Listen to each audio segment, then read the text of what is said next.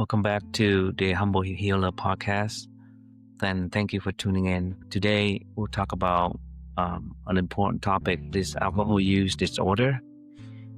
It is a big problem, not only in the US, but across the world. And the scope of America's alcohol problem is vast and involving millions with alcohol use disorder, AUD, we call it, with mortality from excessive alcohol causes nearly over 100,000 deaths yearly, contributing to 1 in 10 adult deaths.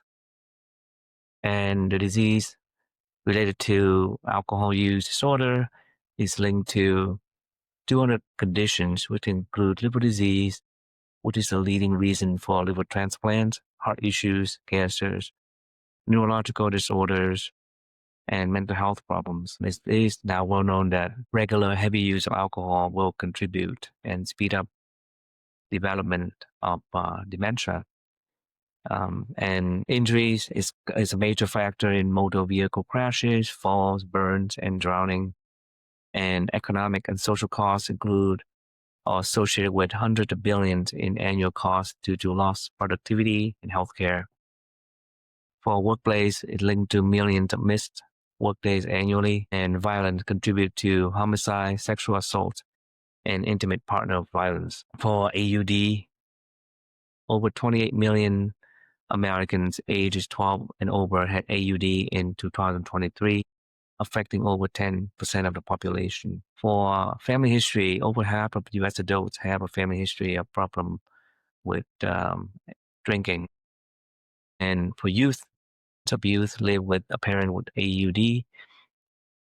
AUD is alcohol use disorder, and nearly 800,000 youth aged 12 to 17 had AUD in the past year. The pandemic also affected alcohol use disorder rate with a post-pandemic spike, where there was a significant rise in death and heavy drinking that occurred from 2019 to 2020, partly due to pandemic stressors with increased access, alcohol sales, and also the quarantine rule where everyone was stuck at home. So moderate drinkers don't have a problem with alcohol. They take it or leave it. Drinkers, however, may injure themselves physically and mentally and may die earlier than otherwise. We can also classify drinkers into alcohol abuse and alcohol dependence.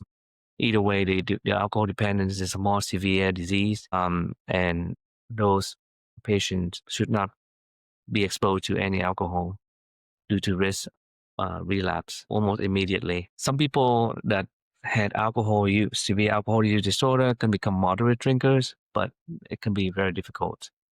Also, a lot of alcoholics or those with alcohol dependence may start out as moderate drinkers and will eventually become continual hard drinkers. And somewhere along the line, they lose control of their alcohol consumption when they start to drink.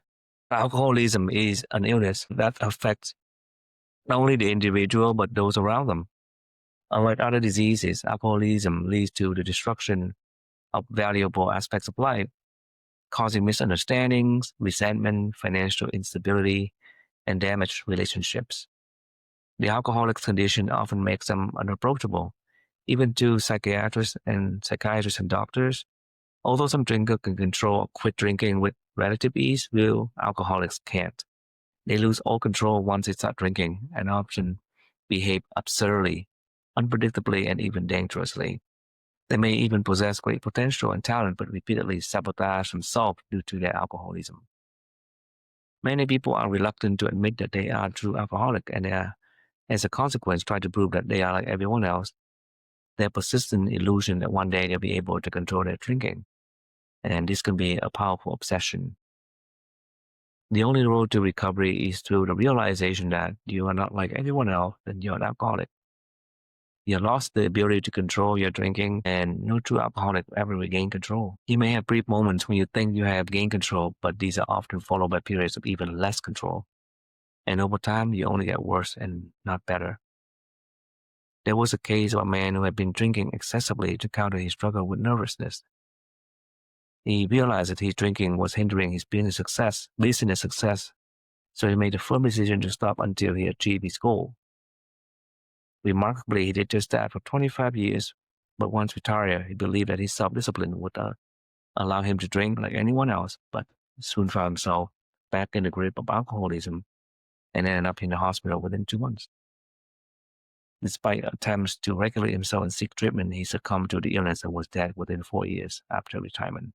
This case served to demonstrate that although you may be able to stay sober for an extended period, it doesn't mean that after that you'll be able to drink normally. As they say, once an alcoholic, always an alcoholic. So don't start drinking again after a period of sobriety, as it will eventually bring you to the same destructive state.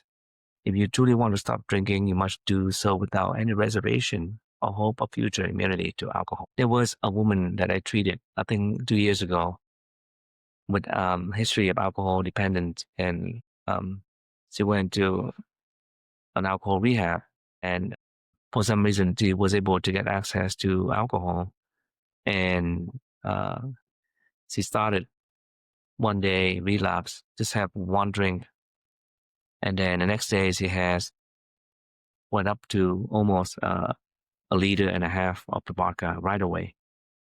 The tolerance is so high that she was able to get from one drink to the next day 1.7 or 1.5 liter of hard liquor vodka.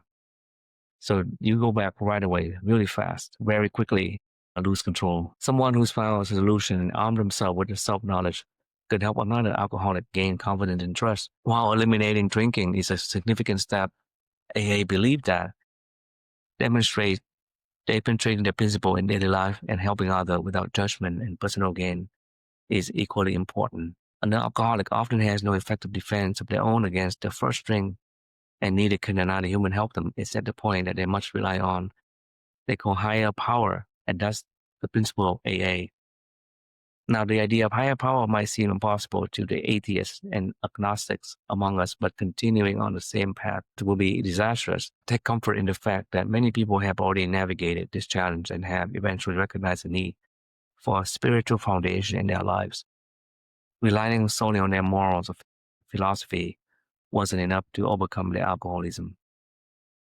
There's also another way to achieve this is, as we talked about before, about speaking to your subconscious and communicating to your subconscious to empower your mind and empower you to stay sober every moment and every day when you truly are an alcoholic. So if you do not feel like or believe in a higher power of God, then that's one way for you to rely on, is to communicate to your subconscious.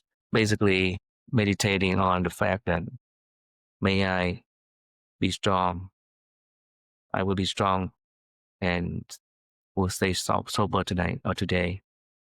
And just give yourself empowering message every day, every morning when you meditate after you wake up. We'll talk more about this during the 12 steps in the following episode on this series on alcohol use disorder, about how to rely on your own self-power in order to take control. Maybe some people may have an idea of how to use this in order to stay strong and stay sober without relying on God if they do not were not raised with a religion or belief that God exists. For example, in Buddhism, relying on family and friends, relying on yourself, you have to be creative about reaching out and getting help from others to stay strong. And AA does have a sponsor that you can call anytime if you feel susceptible to relapse. Thank you for tuning in, and if you like the channel, please subscribe, share, and like, and hit the bell notification. Please share this with any of your family members that you believe may have alcohol use disorder, just to get started, and I will have more episodes on this topic. Take care.